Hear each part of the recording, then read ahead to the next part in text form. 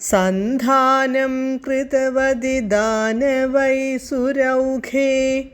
മന്ധാനം നയതി മദേന മന്ദരാദ്രിം ഭ്രഷ്ടേസ്മിൻ ബദരമിവോദ്വഹൻ ഖഗേന്ദ്രേ സദ്യസ്ത്വം വിനിഹിതവാൻ പയഃ പയോധൗ. പദാനുപദം.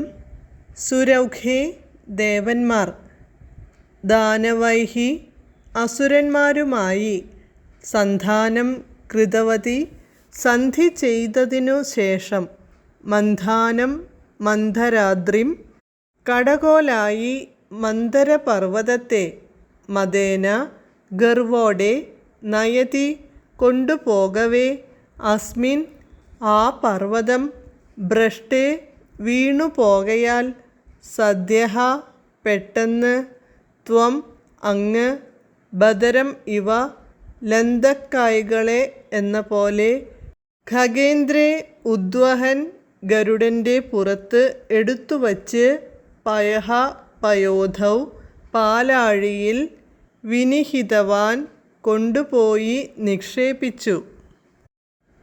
വിവർത്തനം.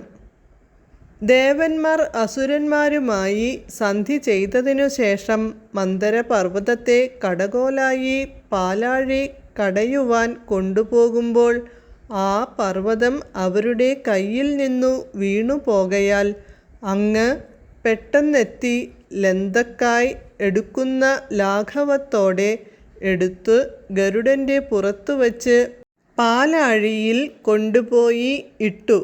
ഹരേ കൃഷ്ണ.